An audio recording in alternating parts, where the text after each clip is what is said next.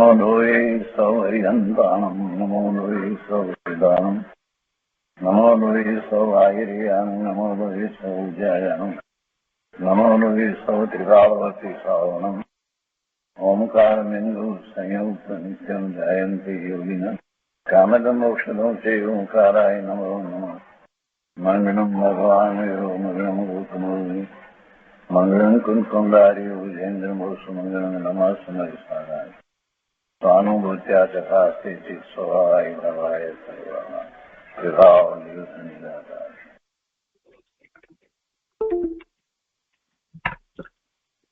ભગવાન ઉમાસ્વામી આચાર્ય વિરચિત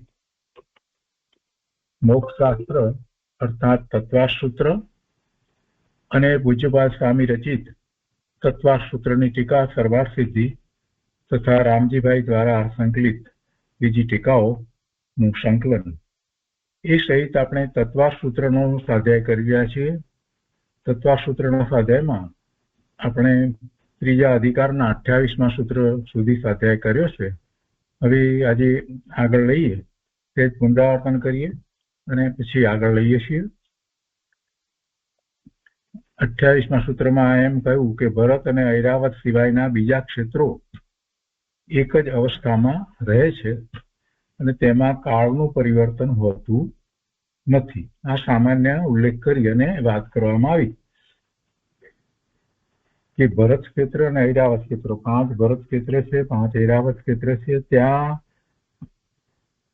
કાળનું પરિવર્તન રહે છે એટલે ઉત્સર્પિણી કાળ, અવસર્પિણી કાળ, અને એમાં દરેકની અંદર 6 આરા હોય છે. તો એ વાત આપણે લીધી. હવે એની પહેલા 27મા સૂત્રની અંદર ભરત ક્ષેત્ર અને ઐરાવત ક્ષેત્રના મનુષ્યના આયુષ્ય તથા ઊંચાઈ વગેરેની વાત આવી ગઈ, એ આપણે કહ્યું છે. અને આજે 6 આરાની વાત જે કરવામાં આવી એ પણ એ જ સૂત્રમાં હતી. અને અવસર્પિણી કાળ અત્યારે ભરત ક્ષેત્રમાં ચાલે છે એટલે અપેક્ષાથી પહેલા એની રીતે વાત લીધી. તો અવસર્પિણી કાળમાં પહેલા સુષ્મા અથવા તો સુષમ સુષ્મા, સુષ્મા, સુષમ દુષ્મા, તે પછીથી દુષમ સુષ્મા, દુષ્મા અને દુષ્મા દુષ્મા અથવા તો અતિ દુષ્મા, દુષમ દુષ્મા પણ કહે છે. તો એમ 6 કાળ કહેવામાં આવ્યા. અને ઉત્સર્પિણી ને અવસર્પિણી કાળ મળી અને એક કલ્પકાળ કહેવામાં આવે છે. 20 પુરાકુડી સાગરોપમ નો કલ્પકાળ, એમાંથી 10 પુરાકુડી અને 10 પુરાકુડી એમ લેવાનું છે. તો અહીંયા એ સ્પષ્ટતા રહી હતી. 4 પુરાકુડી, 3 પુરાકુડી, 2 પુરાકુડી, 1 પુરાકુડી અને પછી 21,000. તો આ બધું 27ની અંદર આવી ગયું. અને પછી એની અંદર જે ઊંચાઈ વગેરેના માપ કહેવામાં આવ્યા. અને એની અંદર પણ પહેલા કાળની અંદર શરૂઆતમાં આયુષ્ય અને ઊંચાઈ જે કહેવામાં આયુષ્ય જે છે તે 3 પલ્યપમનું કહેવામાં આવ્યું. પછી બીજા કાળ અને ઓછામાં ઓછું 2નું કહેવામાં આવ્યું. પછી ઘટતા ક્રમમાં 2 અને 1 એમ લીધું. અને ત્રીજામાં 1નું અને 1 કરોડ પૂર્વનું લીધું. અને ચોથા કાળમાં શરૂઆતમાં 1 કરોડ પૂર્વનું અને ઓછામાં ઓછું 120નું લીધું. પાંચમામાં વધારેમાં વધારે 120નું અને પછી ઓછામાં ઓછું 20નું. અને છઠ્ઠા કાળમાં તો વધારેમાં વધારે 20નું અને ઓછામાં ઓછું 15નું એમ લેવામાં આવ્યું છે. અને એ પછી આગળની વાત કરી. હવે 28ની અંદર જે કહેવામાં આવ્યું, ભરત અને ઐરાવત ક્ષેત્ર સિવાય બીજા ક્ષેત્રો એક જ અવસ્થામાં રહે છે. એટલે ભરત ક્ષેત્રની અપેક્ષાથી વિચાર કરીએ તો આપણને ભરત ક્ષેત્રની અંદર તો 5 અનાર્યખંડ પણ આવી જાય, 1 આર્યખંડ અને એ સિવાયના 5 અનાર્યખંડ આવી જાય. એટલે એમ વિચાર કરીએ છીએ તો ત્યાં એક સ્પષ્ટતા લેવામાં આવી છે કે ભરત ક્ષેત્રના આર્યખંડ અને ઐરાવત ક્ષેત્રના આર્યખંડ એની અંદર 6 કાળ આ રીતે જે કહેવામાં આવ્યા એ રીતે હોય છે. તો ત્યાં એમ સમજવાનું છે. અને એ સિવાય ભરત અને ઐરાવત ક્ષેત્રના જે અનાર્યખંડ અથવા તો મ્લેચ્છખંડ જે કહેવામાં આવ્યા છે, 5 મ્લેચ્છખંડ જે કહેવામાં આવ્યા છે, એની અંદર એ 6 પ્રકારે છ કાળ જે છે એ પ્રકારે પરિવર્તન થતું નથી. એ વાત રામજીભાઈએ લીધી છે. અને એમાં એક વાત જે કરી છે જેમાં આપણને સહેજ ડિસ્પ્યુટ લાગે છે, તો એની સ્પષ્ટતા આપણે એટલી જ લેવાની છે કે એમાં કહેવાનો આશય એવો છે કે ત્યાં લગભગ ચોથા કાળના અંત જેવો કાળ ત્યાં હોય છે. એટલે બાકીના જે 5 અનાર્ય ક્ષેત્ર જે કહેવામાં આવ્યા ભરત અને ઐરાવતની અંદર ત્યાં, અને સરવાળ સિદ્ધિમાં એ વિશે વાત લેવામાં આવી નથી. તો હવે 29મા સૂત્રની અંદર એમ કહે છે, આ વાત આપણે એટલા માટે લઈએ છીએ કે અહીંયા રામજીભાઈએ જે 3 નંબરની જે સ્પષ્ટતા કરી હતી ને અહીંયા, કે ભરત ઐરાવત ક્ષેત્રના મ્લેચ્છખંડો તથા વિજયાર્ધ પર્વતની શ્રેણીઓમાં અવસર્પિણી કાળ ચતુર્થ દુષમ સુષ્મા કાળની શરૂઆતથી તે અવસર્પિણી અને અંત સુધી પરિવર્તન થાય છે. એ વાત હજી સ્પષ્ટપણે શાસ્ત્રમાંથી એટલી મળતી નથી, પણ સામાન્ય એ વાત છે કે ત્યાં એવો જ કાળ રહે છે, એ એટલી વાત મળે છે. તો એમને ક્યાંકથી કોઈ જગ્યાએથી મેળવી હશે એવું લાગે છે. તો હવે આગળ લઈએ છીએ આપણે.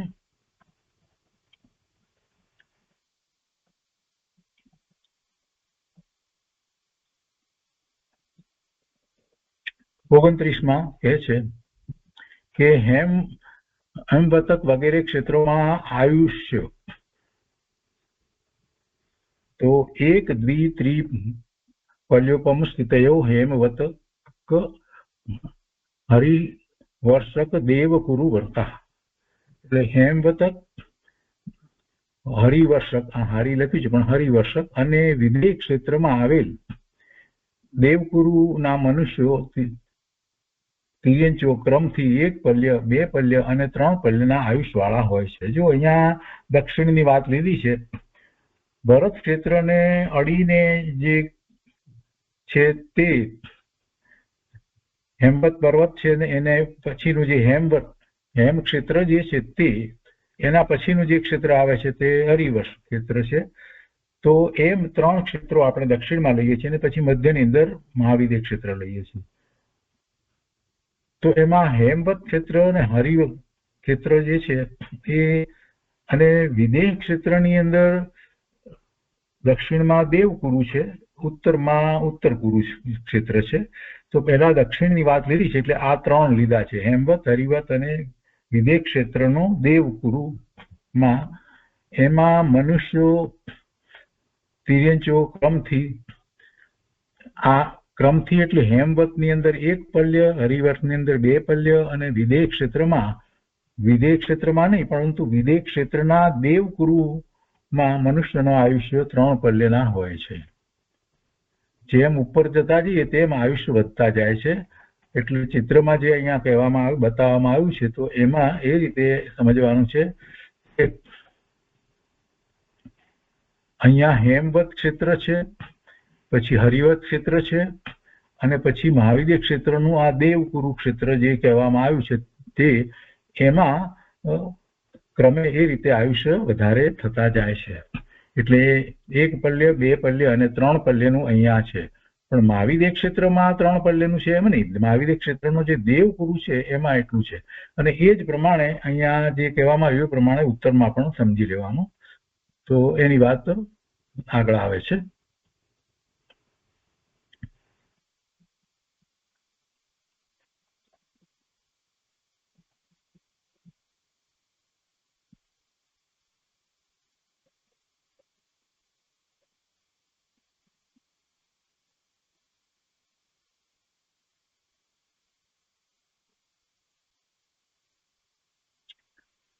એટલે હેમવતની અંદર 1 પલ્યોપમનું, હરિવતની અંદર 2 પલ્યોપમનું અને દેવકુરુની અંદર 3 પલ્યોપમનું આયુષ્ય હોય છે. ટીકામાં કહે છે કે એ 3 ક્ષેત્રોના મનુષ્યની ઊંચાઈ અનુક્રમે 1, 2 અને 3 કોષની હોય છે. 1 પલ્યોપમનું છે ત્યાં 1 કોષની, 2માં 2 કોષની, અને 3 પલ્યોપમનું આયુષ્ય ત્યાં 3 કોષની ઊંચાઈ હોય છે. અને એના રંગ પણ એ જ રીતે ક્રમમાં લઈએ તો નીલ, શુક્લ અને પિત્ત હોય છે. તો આ 29મા સૂત્રમાં કહેવામાં આવ્યું છે. હવે એના પછી 20મા સૂત્રની અંદર હૈણાવત આદિ ક્ષેત્રોમાં આયુષ્ય એટલે કે ઉત્તરના ક્ષેત્રોની અંદર આયુષ્ય. તો ઉત્તરના ક્ષેત્રોમાં આયુષ્ય માટે કહે છે કે તથોત્તરા, એટલે જેમ દક્ષિણમાં જે રીતે વાત કરી એ જ રીતે ઉત્તરમાં પણ સમજવું. એટલે ઉત્તરના ક્ષેત્રોમાં વસતા મનુષ્યો હેમવત આદિકના મનુષ્યની સમાન આયુષ્યવાળા હોય છે. એટલે ત્યાં જે ક્ષેત્ર આવે છે તે ઐરાવત ક્ષેત્ર સૌથી ઉપર ઉત્તરમાં જે છે એને અડીને ઐરાવત ક્ષેત્ર છે. તો એ ઐરાવત ક્ષેત્રની અંદર જે ભરત ક્ષેત્રને અડીને હેમવત ક્ષેત્ર હતું તો એના બરાબર સમજવાનું. એટલે ઐરાવત ક્ષેત્રની રચના હેમવતની સમાન રમ્યક, અને રમ્યક ક્ષેત્રની રચના હરિ ક્ષેત્રની સમાન, અને વિદેયના જે ઉત્તર કુરુ ક્ષેત્ર છે એ દક્ષિણની અંદર દેવકુરુ છે એના સમાન ગણવાનું. એટલે એ પ્રમાણે મનુષ્યના આયુષ્ય અને એમની ઊંચાઈ વગેરે પણ એ રીતે સમજવાનું. હવે એ પછી કહે છે ભોગ ભૂમિ. તો કેવી રીતે ઉત્તમ, મધ્યમ અને જઘન્ય 3 ભોગ ભૂમિના 2 ક્ષેત્રો છે.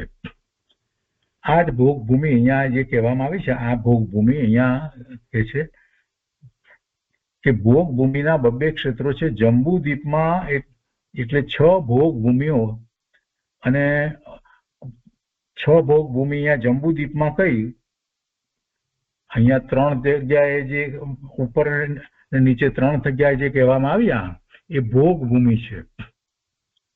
ભરત ક્ષેત્રને અડીને હેમવત ક્ષેત્ર, ને પછી હરિ ક્ષેત્ર અને દેવકુરુ ક્ષેત્ર, એ 3 કહેવામાં આવ્યા. અને ઉત્તરમાં ઐરાવત ક્ષેત્ર, રમ્યક ક્ષેત્ર અને ઉત્તર કુરુ કહેવામાં આવ્યા. તો એમ કુલ 6 ક્ષેત્ર જે કહેવામાં આવ્યા, તો ત્યાં એ 6 ભોગ ભૂમિ કહેવામાં આવી. અને એ ભોગ ભૂમિ જે છે એ ઉત્તમ, મધ્યમ અને જઘન્ય 3 ભોગ ભૂમિ થઈ, અને એ 2 થઈ, 2 ઉત્તમ, 2 મધ્યમ અને 2 જઘન્ય ભોગ ભૂમિ થઈ. તો ઉત્તમ જે ભોગ ભૂમિ કહેવામાં આવી એ આપણે જે 3 પલ્યપમનું આયુષ ને 3 કોષની ઊંચાઈ જે દેવગુરુની ને ઉત્તર ગુરુની કઈ એમાં સમજવાની. એના પછી મધ્યમ, અને એના પછી ભરત ને અને ઐરાવતને અડીને જે ક્ષેત્ર છે હેમવત ક્ષેત્ર અને હિરણ્ય ક્ષેત્ર જે છે, જેમાં 1 પલ્યપમના આયુષ્ય અને 1 કોષની ઊંચાઈ વગેરે છે, એ જઘન્ય ભોગ ભૂમિ કહેવામાં આવી. એટલે કુલ 6 ભોગ ભૂમિ થશે. એ રીતે 6 ભોગ ભૂમિ થઈ. તો આ તો જંબુ દ્વીપની અંદર 6 ભોગ ભૂમિ કહેવામાં આવી. જંબુ દ્વીપ પછીથી જે ધાતકી ખંડ જે છે એની અંદર એના કરતા બમણી એટલે 12 ભોગ ભૂમિ થાય. અને એવી જ રીતે એના પછી પુષ્કર ક્ષેત્ર જે છે તે પુષ્કર દ્વીપ જે છે તે પુષ્કર દ્વીપમાં એના કરતા બમણી એટલે 4 થવી જોઈએ, પણ 4 નથી થતી, કેમ કે પુષ્કર ક્ષેત્રની પુષ્કર દ્વીપની અંદર એક આખો ચૂડી સમાન એક આખો મોટો માનુષોત્તર પર્વત આવી જાય છે. એટલે પુષ્કર ક્ષેત્રનો અડધો ભાગ લઈએ એટલે એ અપેક્ષાથી ત્યાં પણ 2 જ થાય છે. એટલે જેટલી જે પ્રમાણે ધાતકી ખંડમાં ગણીએ છીએ એ રીતે જ થાય છે. એટલે 6 ભોગ ભૂમિ જંબુદ્વીપને વિશે, 12 ભોગ ભૂમિ ધાતકી ખંડને વિશે, અને 12 ભોગ ભૂમિ અર્ધ પુષ્કર દ્વીપને વિશે, એમ કુલ 30 ભોગ ભૂમિ હોય છે. એ વાત આમાં કહેવામાં આવી. ફરીથી ચિત્રમાં જોઈએ એટલે ખ્યાલ આવશે સારી રીતે. આ ભરત ક્ષેત્રની અંદર આપણે હેમવત લીધો, એના પછી હરિવત ક્ષેત્ર લીધું, અને અહીંયા દેવકુરુ ક્ષેત્ર લેવામાં આવ્યું. તો એ ભોગ ભૂમિ છે. અને આ ઉત્તમ ભોગ ભૂમિ છે દેવ કુરુક્ષેત્ર. એના પછી હરિવત ક્ષેત્ર જે છે તે મધ્યમ ભોગ ભૂમિ છે, અને હેમવત પર્વત જે છે ત્યાં ભોગ ભૂમિ છે, જઘન્ય ભોગ ભૂમિ છે. તો આ 3 ભોગ ભૂમિ લીધી. એવી જ રીતે ઉત્તરની અંદર પણ એ પ્રમાણે ભોગ ભૂમિ લીધી, એટલે 6 ભોગ ભૂમિ થઈ.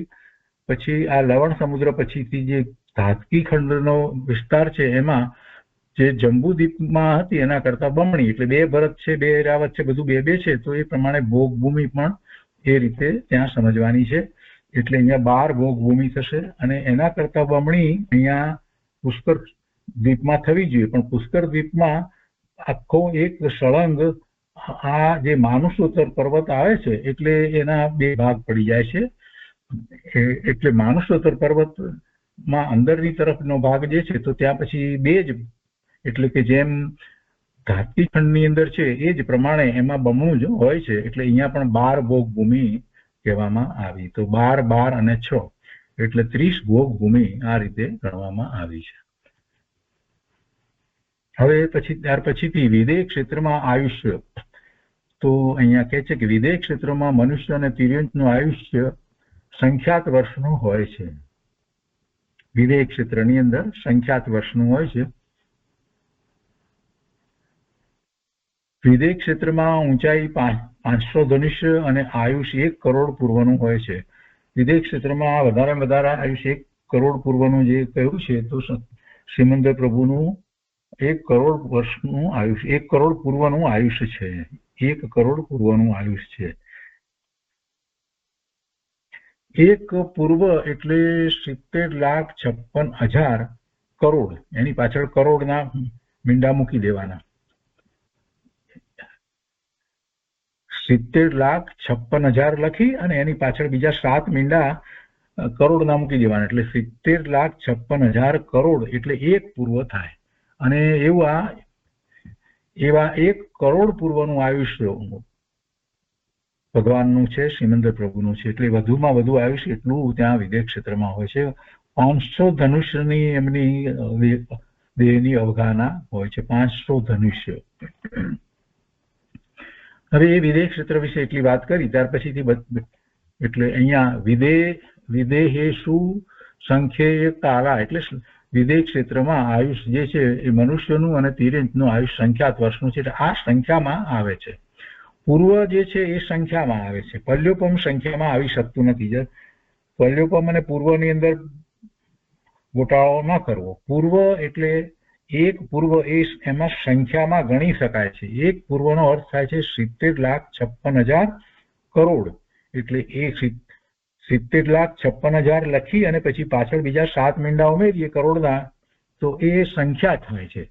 એ સંખ્યા થાય છે. તો એટલી સંખ્યા એક પૂર્વમાં થાય, તો એને 1 પૂર્વ કહેવામાં આવે. જ્યારે પલ્યોપમનું જે છે એ તો આખું ગણિત જ જુદું છે. એમાં તો મોટો પેલો ખાડો કરી અને એની અંદર જે વાત કરવામાં 1 યોજનનો વ્યાસનો ખાડો, 1 યોજન ઊંડાઈનો એવો ખાડો, અને એની અંદર પેલા ઘેટાના જન્મેલા ઘેટાના વાળ એમથી ઝીણા વાળથી પૂરી દેવામાં આવે, ને 100 વર્ષ એક વાળ કાઢવામાં આવે, ને જે સમય જાય તો એને 1 પલ્યોપમ કહેવામાં આવે. એ રીતે આખી વાત એમાં હતી. તો આ તો પૂર્વની વાત છે. એટલે પૂર્વમાં હોય એટલે સંખ્યા થઈ ગઈ. તો ભગવાનનું આયુષ્ય પૂર્વમાં છે. અહીંયા ભરત ક્ષેત્રને વિશે પણ ઋષભદેવ ભગવાનનું આયુષ્ય જે હતું એ પણ એ જ રીતે હતું. એમનું 84 લાખ પૂર્વનું આયુષ્ય હતું. 84 લાખ પૂર્વનું આયુષ્ય હતું. શ્રીમંદર પ્રભુનું પણ આયુષ્ય ક્યાંક કોઈક જગ્યાએ સંપ્રદાયની અંદર કોઈ 84 લાખ પૂર્વનું કહે છે. દિગંબર સંપ્રદાય પ્રમાણે 1 કરોડ પૂર્વનું આયુષ્ય કહેવાય છે. પણ એ સંખ્યામાં આવે છે. મુખ્ય વાત તો આપણે એની કરી રહ્યા છે. હવે એના પછી ભરત ક્ષેત્રનો બીજી રીતે વિસ્તાર કરી અને 32મું સૂત્ર અહીંયા કહેવામાં આવ્યું છે. હવે એ લઈએ એ પહેલા આપણે સરવાર સિદ્ધિમાંથી વાંચનમાં લઈએ. ત્યાં જરાક વધારે સ્પષ્ટતાઓ આપી છે. તો 28મા સૂત્રની વાત આપણે કરી છે. 28મા સૂત્રની અંદર વિશેષ વાત ના હતી. એટલે 420 અને 421મો જે બોલ છે એ આપણે વાંચનમાં લીધો છે. અને પછીથી જે છે તે 29મું સૂત્ર. 29મા સૂત્રમાં અહીંયા સરવાર સિદ્ધિમાં કહે છે કે हेमवत हरिवर्ष અને देवकुरु के मनुष्यों की स्थिति क्रम से 1, 2 और 3 पल्यों प्रमाण है. જે હમણાં આપણે વાંચ્યું તે પ્રમાણે हेमवत हरिवर्ष અને देवकुरु એના મનુષ્યોની સ્થિતિ અહીંયા એમ લીધું છે. क्रम से 1, 2 और 3 पल्यों प्रमाण है. हेमवत क्षेत्र में उत्पन्न हुए हेमवतक कहलाते हैं. हेमवत ક્ષેત્રમાં ઉત્પન્ન થયેલાને हेमवतक કહેવામાં આવે છે. એનું વ્યાકરણ તરીકે કહેવામાં આવ્યું છે કે એમાં हेमवत શબ્દની આગળ એ વૃક્ક પ્રત્યય લગાડવામાં આવે એટલે हेमवतक બની જાય છે. એ પ્રત્યય લગાડી તો हेमवतकનો અર્થ થાય છે हेमवत ક્ષેત્રમાં ઉત્પન્ન થયેલા. તો हेमवतक અહીંયા શબ્દ પ્રયોગ કર્યો છે. तो हेमवतक शब्द એ રીતે બને છે जिससे मनुष्य का ज्ञान होता है. આમાં તિર્યંકને બદલે એમ લીધું છે કે મનુષ્યોની વાત લીધી છે અહીંયા. हेमवतक हरिवर्ष देवकुरु मनुष्यों की स्थिति એ રીતે અહીંયા લેવામાં આવ્યું છે. जिससे मनुष्यों का ज्ञान होता है. इस प्रकार आगे की हरिवर्षक और देवकुरु इन दोनों शब्दों में जान लेना चाहिए। एमां पण पछी ए रीते ए प्रत्यय लगाडवामां आवे। तो अहींया कहे छे कि हेमवतक आदि 3 है, એટલે આ જે કહેવામાં આવ્યું છે તો આ 3 ની વાત કરીએ છીએ તો और एक आदि 3 है। तो આને પણ પાછા एक आदि 3 है એટલે એ રીતે કહેવું છે કે જે દક્ષિણના કયા એ જ રીતે ઉપરના है। तो यहाँ इनका क्रम से संबंध करते हैं, तो जिससे यहाँ अर्थ हुआ कि हेमवत क्षेत्र के मनुष्यों की स्थिति एक पर्युपम है, हरिवर्ष क्षेत्र के मनुष्यों की स्थिति 2 पर्युपम है और देवकुरु क्षेत्र के मनुष्यों की स्थिति 3 पर्युपम है। હવે આ તો જંબુદ્વીપની વાત લીધી ને, બરાબર છે ને, એમાં એ જ પ્રમાણે ઉત્તરની અંદર પણ આવે। તો કહે છે કે ढाई द्वीप में जो 5 हेमवत क्षेत्र है, એટલે અઢી દ્વીપમાં તો 5 થશે ને।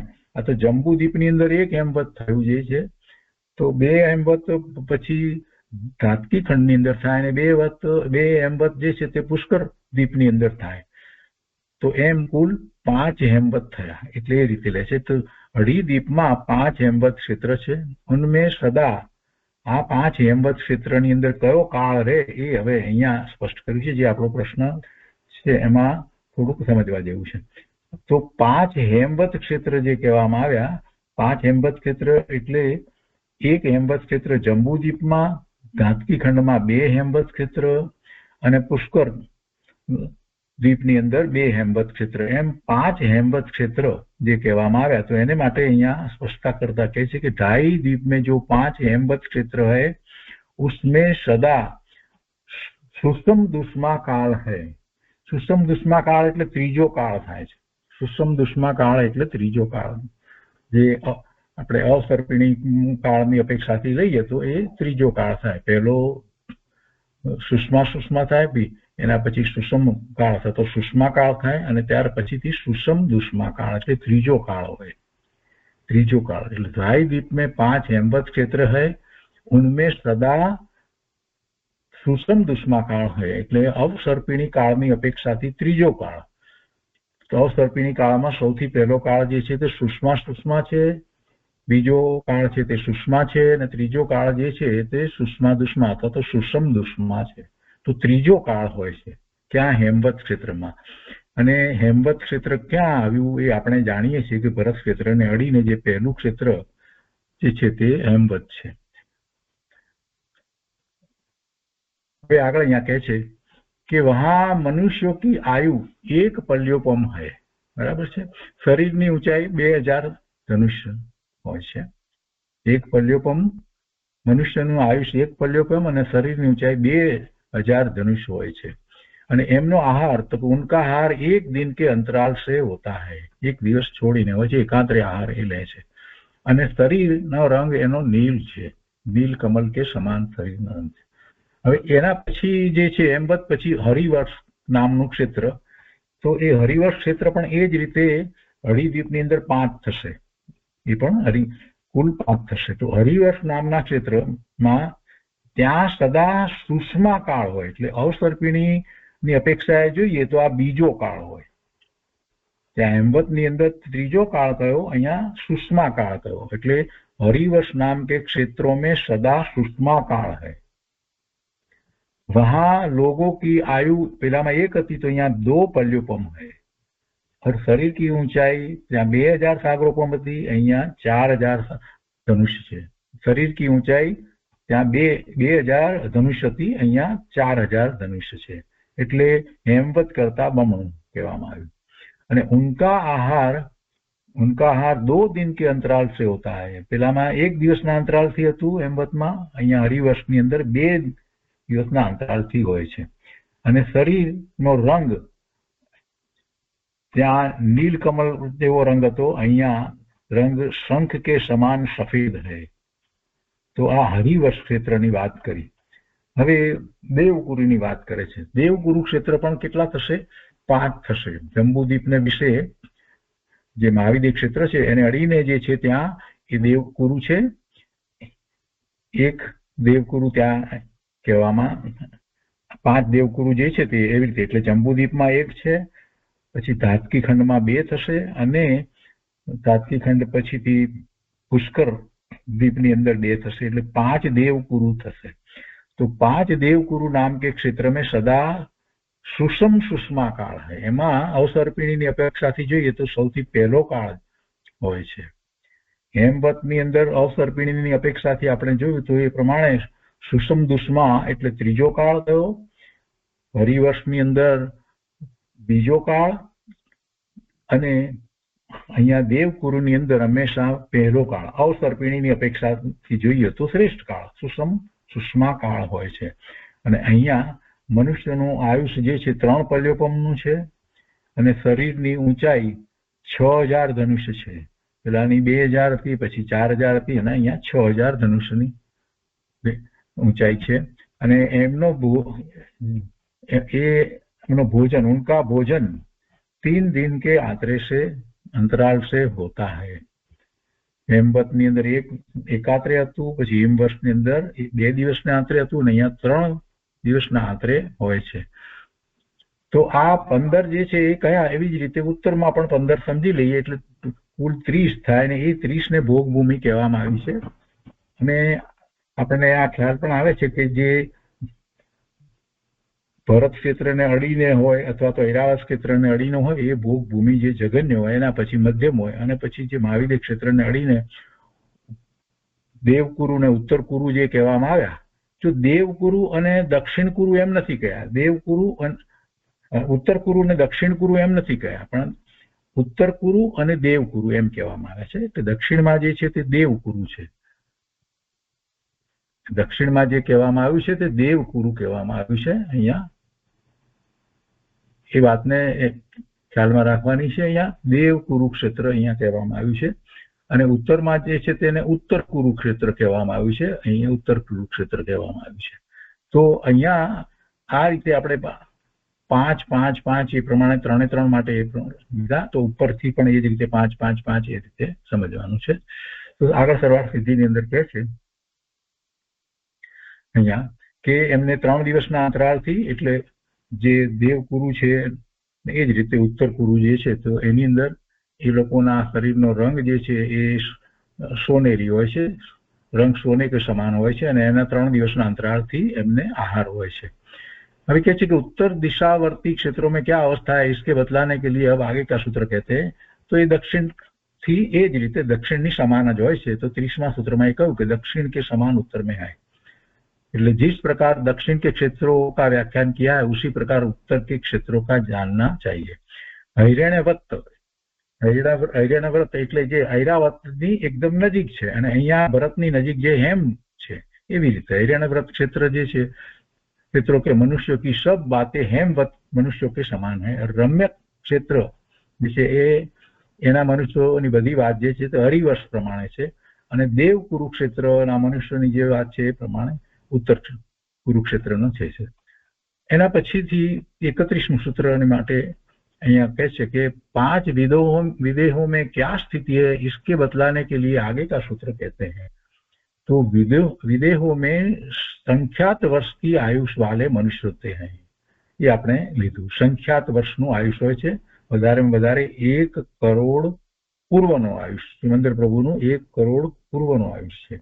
तो सब विदेहों में संख्यात वर्ष की आयु वाले मनुष्य होते हैं.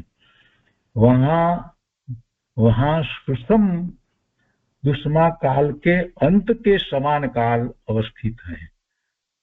સુષમ દુષ્મા કાળ જે કહેવામાં આવે એટલે અવસર્પિણીની અપેક્ષાએ ત્રીજો કાળ જે આપણે કહીએ છીએ તો ત્રીજા કાળનો અંત વહાં સુષમ દુષ્મા કાલ કે અંત કે સમાન કાળ સદા અવસ્થિત હૈ. આપણે આમ નામ બોલીએ છીએ ચોથો કાળ પણ એના કરતા વધારે સ્પષ્ટ તો એ છે કે વિદેશ ક્ષેત્રની અંદર ત્રીજા કાળનો અંત એના સમાનનો કાળ છે. તો વહાં सुषम दुष्मा काल के अंत के समान काल सदा अवस्थित है. આ વધારે સ્પષ્ટતા છે ત્યાં કરો મહાવિદ્ય ક્ષેત્રને વિશે. तो मनुष्यों के शरीर की ऊंचाई 500 धनुष होती है. वे प्रतिदिन आहार करते हैं. અહીંયા રોજ આહાર કરે છે.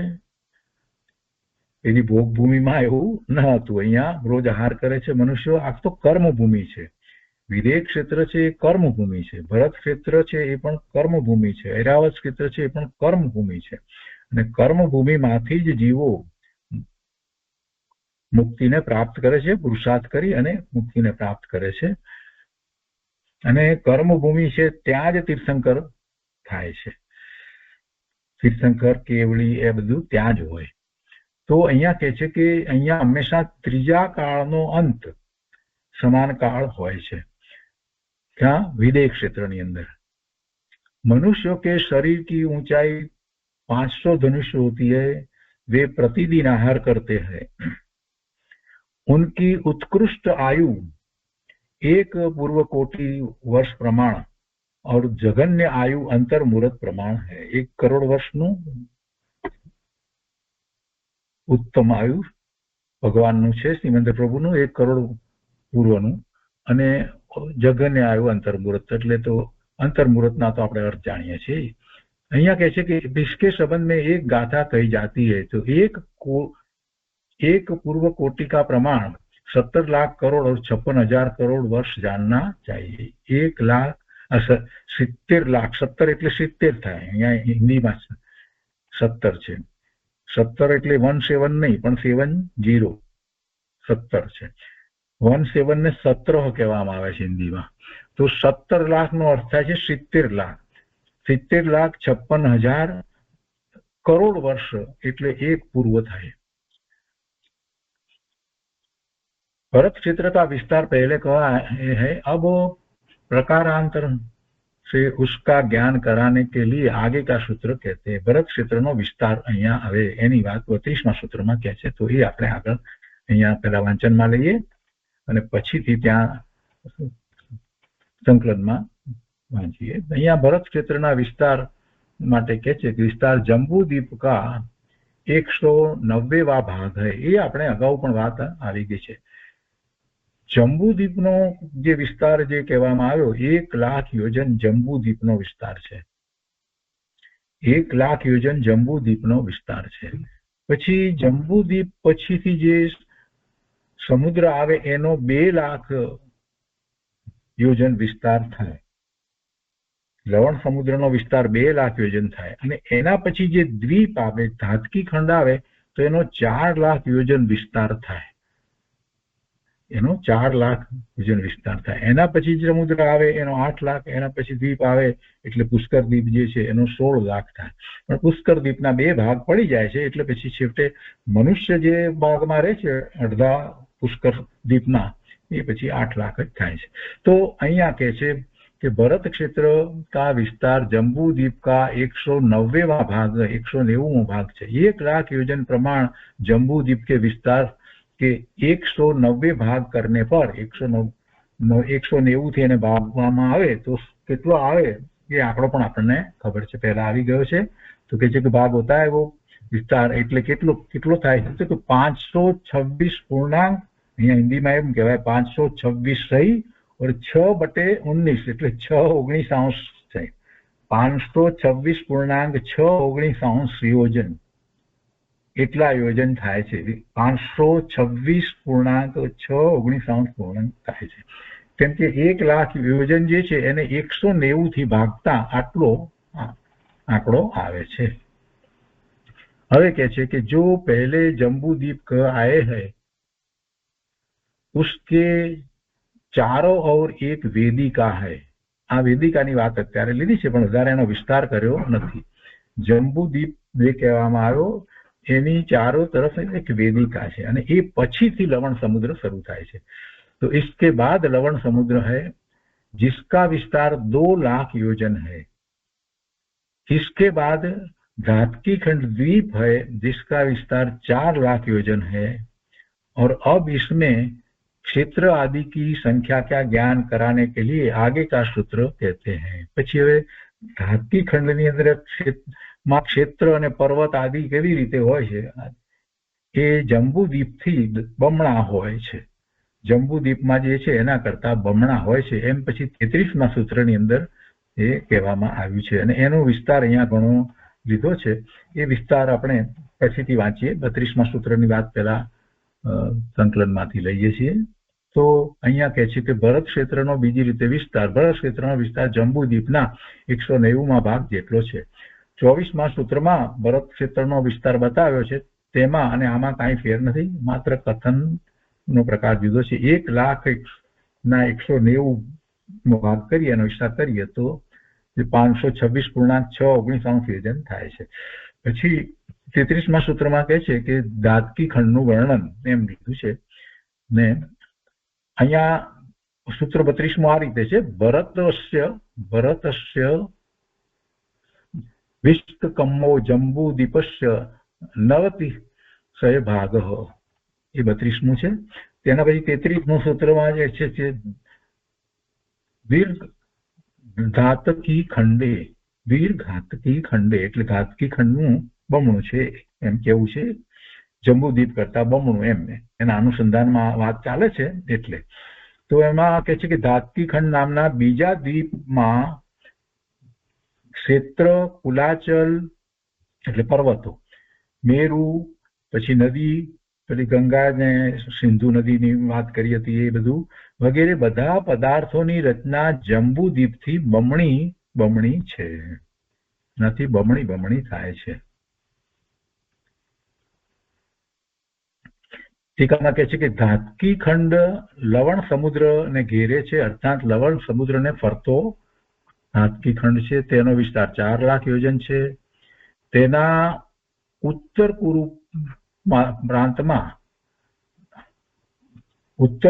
પ્રાંતમાં ધાતકીના વૃક્ષો એટલે અહીંયા કૌંસમાં આંબળા લખ્યું છે, ધાતકીના વૃક્ષો છે, તેથી તેને ધાતકી ખંડ કહેવાય છે.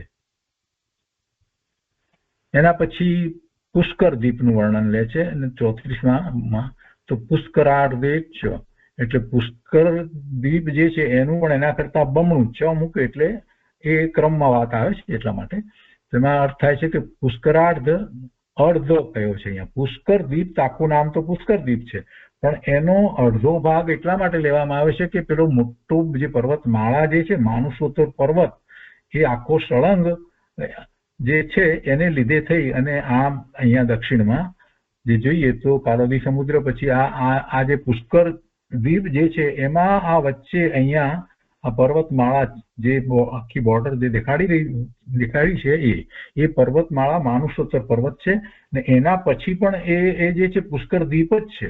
પણ અહીંયા પછી કઈ ખાલી થઈ જાય એવું નથી, એના પછી પુષ્કર દ્વીપ છે પણ પુષ્કર દ્વીપના જ 2 ભાગ પડી જાય છે. આ પર્વતમાળા આખી જે છે એને માનુસોત્તર પર્વત કહેવામાં આવે છે. તો ત્યાર પછીથી જે છે તે આ પછી મનુષ્યની વસ્તી હોતી નથી ત્યાર પછીથી, એટલે આ અડધો દ્વીપ જ પુષ્કર દ્વીપ જે છે એને અડધો લીધો, ત્યારે આ 2 આખા દ્વીપ લીધા એટલે અઢી દ્વીપમાં મનુષ્યની વસ્તી છે એમ આપણે કહીએ છીએ. પછી પુષ્કર દ્વીપ આ પૂરો થાય ત્યાર પછીથી બીજા કેટલા અસંખ્ય દ્વીપ, સમુદ્ર એ પ્રમાણે હોય છે. અને છેલ્લો સ્વયંભૂ દ્વીપ અને એના પછી સૌથી છેલ્લો સ્વયંભૂ રમણ સમુદ્ર છે. અને એ સ્વયંભૂ રમણ સમુદ્ર જે છે એ મધ્યલોકની અંદર સૌથી છેલ્લો આવે અને એ પણ આ જ રીતે ફરતો હોય.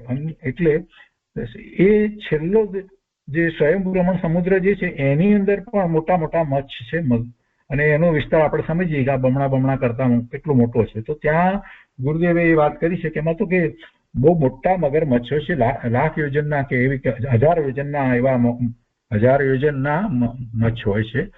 અને એમાં પણ પાછા કેટલાક જે છે તો એ ત્યાં જીવો છે તે સમ્યક દ્રષ્ટિ છે. એ વાત ગુરુદેવના પ્રવચનમાં આવે છે. 1000 યોજનના એટલા મોટા, પણ કેમ કે એ વિસ્તાર પણ એટલો મોટો છે, આખો મધ્યલોક જે છે એની આપણે શરૂઆત જયારે કરી ત્યારે એ વાત સમજ્યા હતા કે એક રાજુ છે, આખો મધ્યલોક છે એક રાજુ છે. નીચે મધ્યલોક જે છે તે ઘટતા ક્રમમાં છેવટે મધ્ય સુધી આવે છે ત્યારે એક રાજુ થઈ જાય છે અને પછી પાછો ઉપર જતા વધતો જાય છે. તો એક રાજુમાંથી આપણે સૌથી સેન્ટરની વાત જે કરી ત્યાં જંબુદ્વીપ લીધો અને એ જંબુદ્વીપનું માપ 1 લાખ યોજન છે. એક રાજુ તો આખો જયારે મધ્યલોકની વાત લીધી ત્યારે વાત હતી અને આ તો 1 લાખ યોજન છે. 1 લાખ યોજન એ તો સંખ્યાત થઈ ગયું છે. તો એટલો જંબુદ્વીપ છે. એના કરતા જે છે એમાં આપણે એના પછીના બીજા 2 દ્વીપ લઈએ છીએ એટલે એ અઢી દીપ એમ કરી અને એની વાત જ આપણે લઈએ છીએ, કેમ કે ત્યાં મનુષ્ય લોક છે. હવે આગળ અહીંયા લઈએ છીએ. તો પુષ્કરાર્ધે દીપનું વર્ણન, એટલે પુષ્કરાર્ધ 34મું સૂત્ર એમાં કહે છે કે પુષ્કરાર્ધ દીપમાં પણ બધી રચના જંબુ દીપની રચનાથી બમણી છે, 4 ગણી નથી, બમણી છે. એટલા માટે કે પેલો માનસોત્તર પર્વત આવી જાય છે. એટલે પુષ્કરાર્ધ દીપના વિસ્તાર 16 લાખનો વિસ્તાર તો 16 લાખ યોજન છે. તો તેની વચમાં ચૂડીના આકારે માનુષોત્તર પર્વત પડેલો છે, જેથી તે દીપના 2 હિસ્સા થઈ જાય છે. પૂર્વાર્ધમાં બધી રચના ધાતકી ખંડ સમાન છે અને જંબુ દીપથી બમણી છે. આ દીપનો ઉત્તર પૂર્વ પ્રાંતમાં એક પુષ્કર છે, ત્યાં પુષ્કર છે એટલે કમળ છે, તેથી તેને પુષ્કર દીપ કહેવાય છે. ઉત્તર પૂર્વ ક્ષેત્રની અંદર જ્યારે પુષ્કર દીપ છે એમાં કમળ છે એટલે એનું નામ પુષ્કર દીપ પડ્યું છે. પેલામાં ધાતકી ખંડ કયો, એની અંદર ઉત્તર પૂર્વ પ્રાંતની અંદર બધા આંબળાના વૃક્ષ છે, ધાતકીના વૃક્ષો છે એટલે ધાતકી પડ્યું. અને એવી જ રીતે જંબુ દીપની અંદર ઉત્તર પૂર્વ ક્ષેત્રની અંદર જંબુ વૃક્ષ છે એટલે એનું નામ જંબુ દીપ પડ્યું. એટલે જંબુ દીપ ધાતકી દીપ છે અને આ પુષ્કર દીપ છે. તો આ 34મા સૂત્ર સુધી અહીંયા વાત આવી. અને હવે મનુષ્ય ક્ષેત્રની વાત આગળ લઈએ. 35મા સૂત્રની અંદર વાત કરે છે, તો કે છે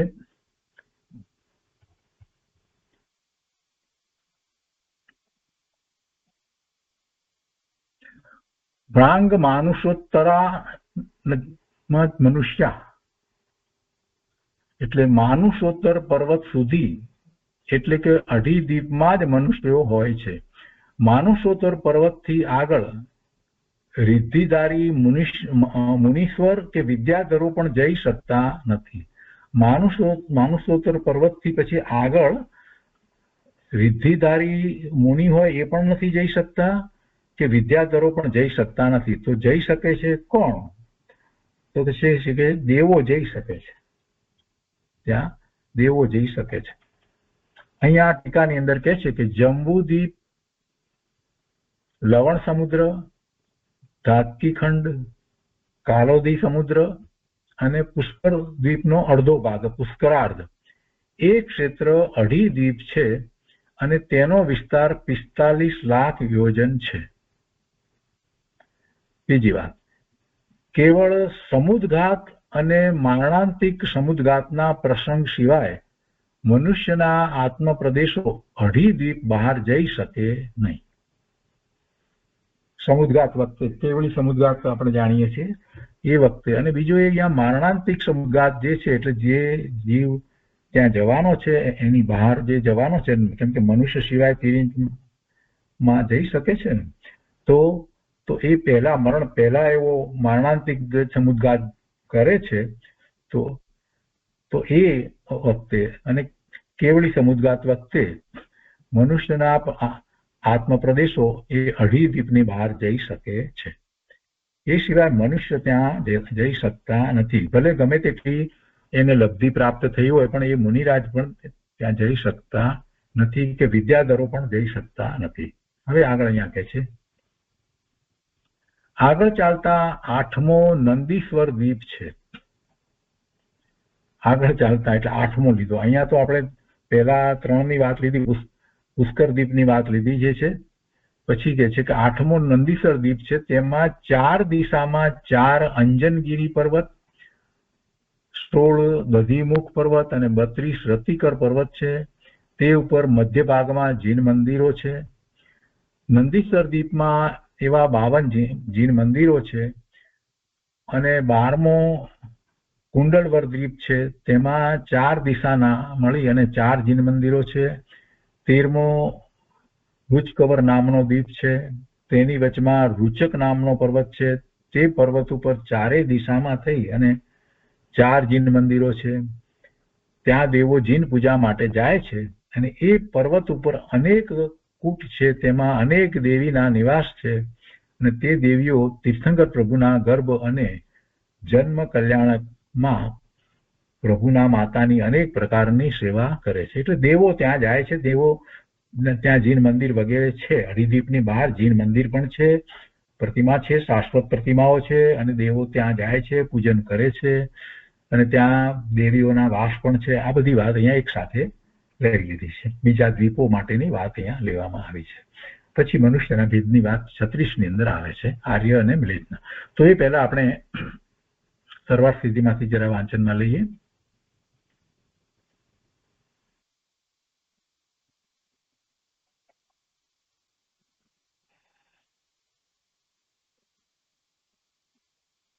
નું સૂત્ર આપણે વાંચ્યું. 33માં સૂત્રની વાત લઈએ છીએ. એમાં કહે છે કે धातकी खंड में क्षेत्र तथा पर्वत आदि जम्बू द्वीप से दुगुने हैं. બે બમણા છે એ આપણે સમજ્યા છીએ, પણ જરા ફરીથી વાંચનમાં લઈએ એટલે થોડીક વધારે સ્પષ્ટતાઓ પણ થશે. भरत आदि क्षेत्रों की यहाँ आवृत्ति विवक्षित है. शंका सूत्र में शुच प्रत्यय किस लिए किया है? એ મૂળ સૂત્ર 33 જે છે એની અંદર સૂચ્ય એવું આવે છે.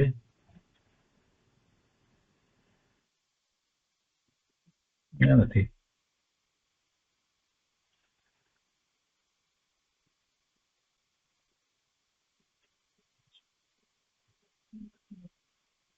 ચોત્રીસ ની અંદર રેશિયો એમ છે, પણ સર્વાર્થ સિદ્ધિમાં અહીંયા કંઈક જુદી રીતે છે. સૂચ્ય शंका सूत्र में सूच्य प्रत्यय किस लिए किया है? समाधान वाक्य पूरा करने के लिए जो क्रिया जोड़ी जाती है उसकी आवृत्ति बतलाने के लिए सूच प्रत्यय किया है. जैसे द्विस्तावान अयम प्रासाद, यहाँ सूच्य प्रत्यय के रहने से यह प्रासाद 2 मंजिला है यह समझा जाता है. इसी प्रकार धात्की खंड में सूच भरत आदि का दूने ज्ञात हो जाता है. यथा अपने सिर से, હા એટલે અહીંયા જુદી રીતે આપણે સૂચ શબ્દ નથી લેવાનો, એ વાત છે. સિદ્ધાર્થ કી ખંડે એની અંદર એનો અર્થ એવો સમાય છે એમ લેવાનું છે. તો આ વ્યાકરણની વાત લીધી છે કે છે કે अपने सिर से એટલે ભારતીય આદિથી બમણા છે એ વાત આવે છે. इस प्रकार धात्की खंड में सूच से भरत आदि दूने ज्ञात हो जाते हैं, एनाथी बमणा છે એમ ખ્યાલમાં આવે છે. ને अपने सिरे से लवणोद और कालोद को स्पर्श करने वाले और दक्षिण से उत्तर तक लंबे ईश्व आकार नामक 2 पर्वतों से विभक्त होकर धात्की खंड द्वीप के 2 भाग हो जाते हैं. આ એક પર્વત જે છે એને કારણે જે એના 2 ભાગ પડે છે. કેમ કે ભરત ક્ષેત્ર જે છે અને એનાથી બમણું ધાત્વિક ખંડ કહેવામાં આવે, અને બીજું બધું બમણું કયું, 2 ભરત ને ત્યાં 2 ઐરાવત ને એ બધું જે કહેવામાં આવ્યું, તો ત્યાં એ આ એક પર્વતમાળાને કારણે જે ઉત્તર દક્ષિણ જાય છે, ઉત્તર દક્ષિણ જાય એટલે 2 ભાગ થઈ જાય. એટલે 2 ભાગ થાય એટલે પૂર્વ ઘાતકી ખંડ અને પશ્ચિમ ઘાતકી ખંડ એમ 2 ભાગ થઈ જાય. આ વાતને જરા ફરીથી આપણે આમાંથી સમજી લઈએ. આ જે અહીંયા ગીર કહેવામાં આવ્યો છે, જે આ પર્વત, એ પર્વતને લીધે આ પર્વત જે છે એ ઉત્તર દક્ષિણ જે છે, તો ઉત્તર દક્ષિણ લીધે એક તરફનું ક્ષેત્ર પૂર્વ ક્ષેત્ર અને બીજી તરફનું ક્ષેત્ર પશ્ચિમ ક્ષેત્ર થાય. એટલે એ અહીંયા ઘાતકી ખંડની અંદર થઈ જાય છે. એટલે બધું બમણું એટલા માટે થઈ જાય છે. આ વચ્ચે આખો પર્વતમાળા જાય છે, અને એ પર્વતમાળા આમાં પણ જાય છે, પુષ્કર દ્વીપની અંદર પણ એ જાય છે. તો એની અહીંયા વાત લેવામાં આવી છે.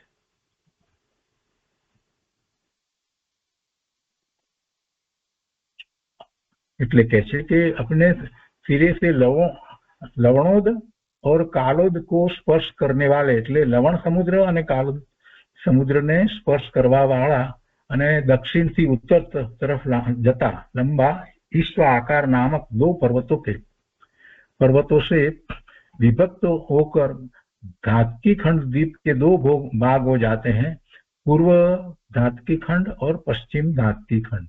इन पूर्व और पश्चिम दोनों खंडों के मध्य में,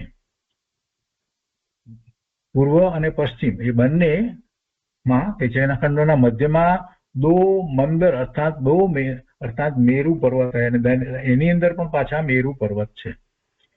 इन दोनों के दोनों और भरत आदि क्षेत्र हिमवान आदि पर्वत એટલે એ માટે બંને બાજુ પશ્ચિમ અને પૂર્વ ત્યાં જે બે ભરત કયા તો એક પૂર્વ ભરત છે એક પશ્ચિમ છે એવી રીતે ઐરાવત પણ એક પૂર્વ અને એક પશ્ચિમ એ રીતે બે બે થઈ જાય છે। એ જ રીતે हिमवत क्षेत्र पण बे थी जाए हरिवंश क्षेत्र पण बे थी जाए पूर्व पश्चिम एम बे थी जाए छे। इन दोनों के दोनों और भरत आदि क्षेत्र और हिमवान आदि पर्वत है।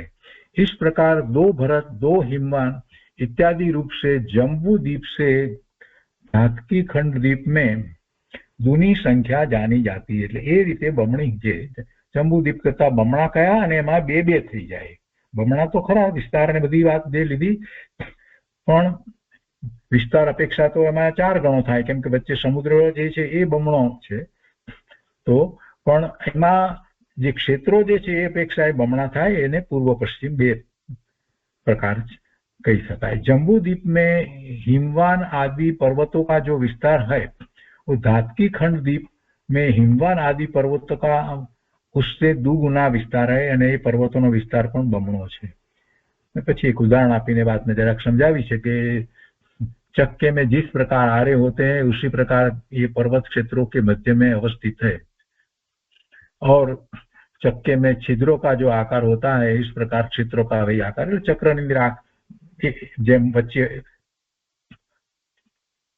जे सळिया वगैरह आवे जो वच्चेनो भाग आवे एवी रीते अहींया सामान्य समज आपी छे के पर्वतोनी वच्चे जे क्षेत्र होय छे एटले ये उदाहरण आपीने समजाव्युं छे।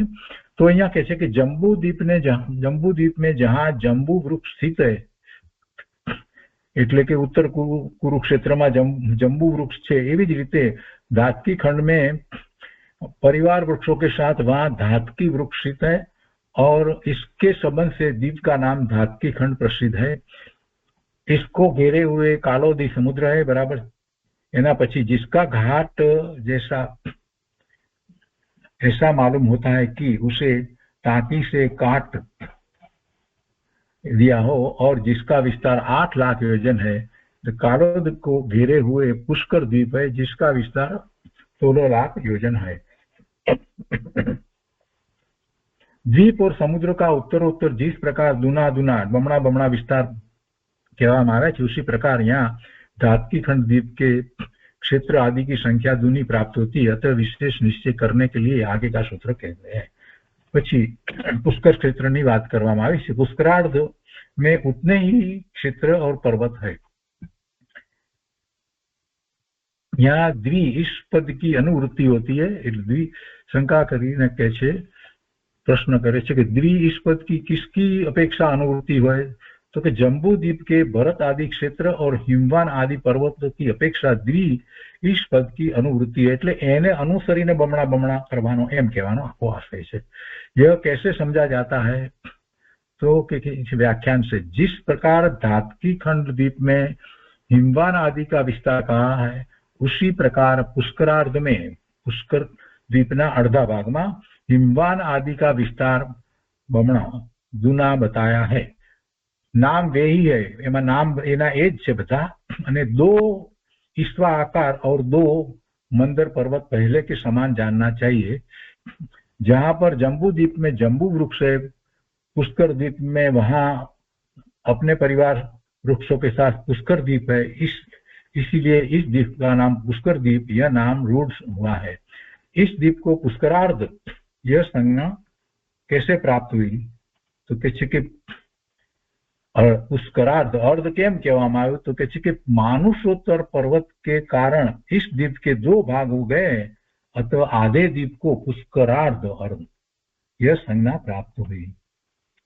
तो यहाँ शंकाकार का कहना है कि जम्बू द्वीप में हिमवान आदि की जो संख्या है उससे हिमवान आदि की दूनी संख्या आधे पुष्कर द्वीप में क्यों कही जाती है पूरे पुष्कर द्वीप में क्यों नहीं कही जाती।